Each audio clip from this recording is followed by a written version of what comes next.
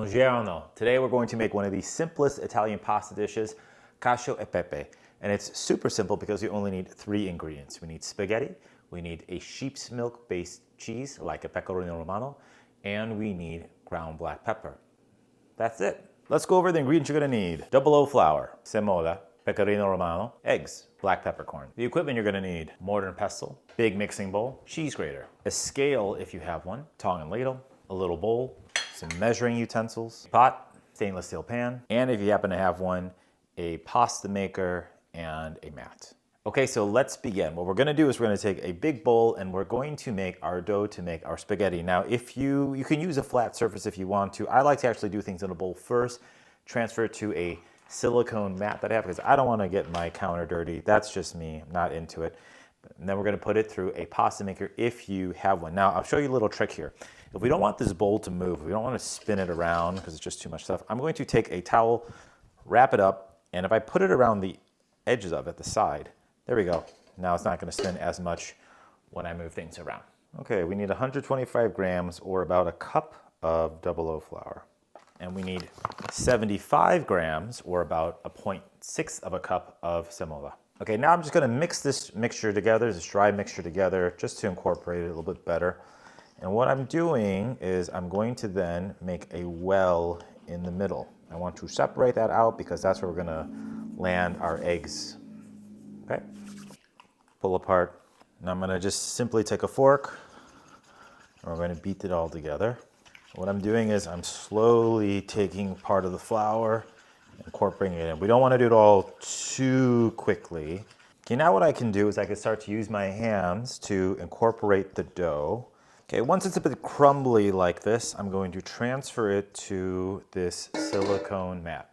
So what I'm doing is I'm pushing, I'm not stretching it so much, but I'm pushing on it, turning it, folding it over itself, turning it 90 degrees and doing the same thing again.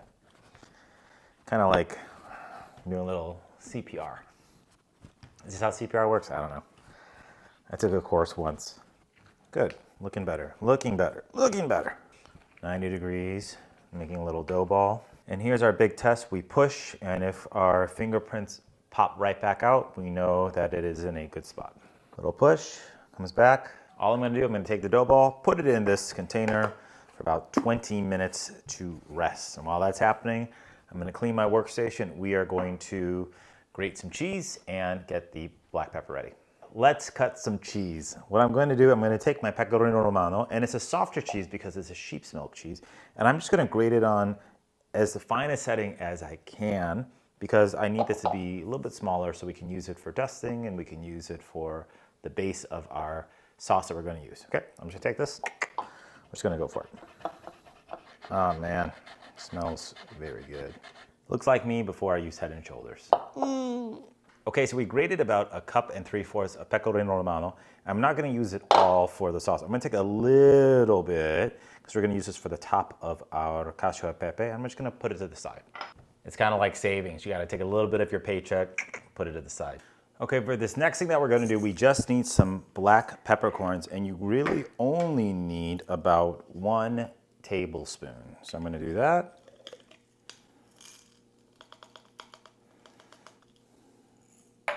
And then we're gonna grind it. Just gotta mash it up so that it's ground as much as we can. And when it's freshly ground, it smells so much better than when you already buy the pre-ground stuff that's stale. And I'm just gonna transfer that. I wanna show you how I'm gonna use this pasta maker that I have for my cuisine art. Now in here I have these different shapes that I can use. So I'm using the spaghetti setting, and all I'm gonna do is gonna screw this on right here. I'm going to take my dough ball that we have, and I'm gonna take some semola and just put it there. Good. Okay, so this is gonna be way too big to just put into the machine right away, obviously. So I'm gonna cut it in half with a little bench scraper, turn it on its sides. We're gonna cut it into quarters one more time, and then I'm going to cut it into eighths. I'm gonna roll it up into 8 little mini dough balls. They're kind of like the munchkins from Dunkin' Donuts. Okay, what I'm gonna do now, I'm gonna turn this machine on, And I'm just gonna feed one at a time, okay? And what I have is I have this little tool to push the dough down. Good, number 2. And we're just doing that.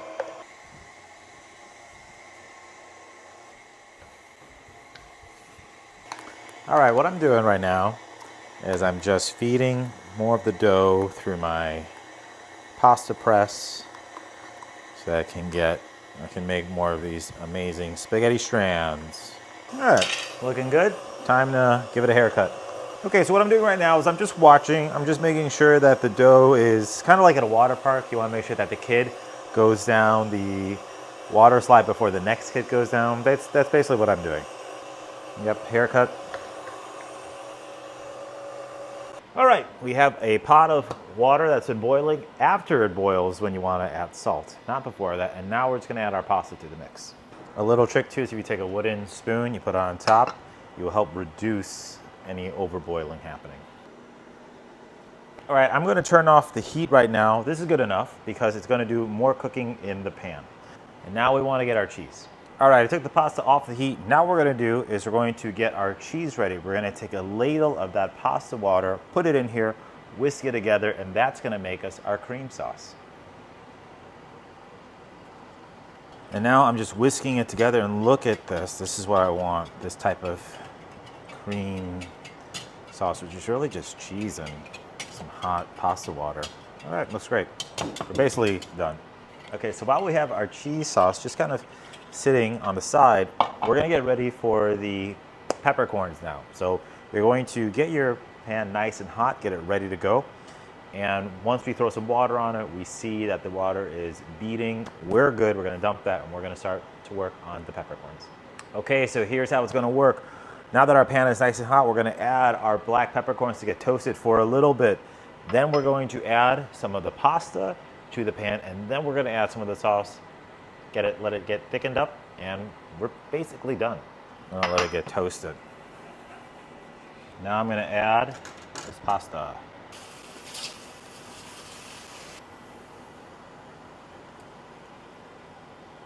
And what's happening is that the sauce is getting thickened because the starch from the pasta water is helping us out a little bit. We're done. Look at that. Lay it down, we hit it with some extra sauce on top, some new fresh ground pepper, and some more salt. Okay, I'm gonna do one more thing that I like to do. I know cacio pepe has 3 ingredients and that's it, but I really like adding fresh basil from my garden to this. And I'm the one eating it, so I'm gonna do it. So I'm just taking some basil, putting it together, and I'm just gonna cut some ribbons.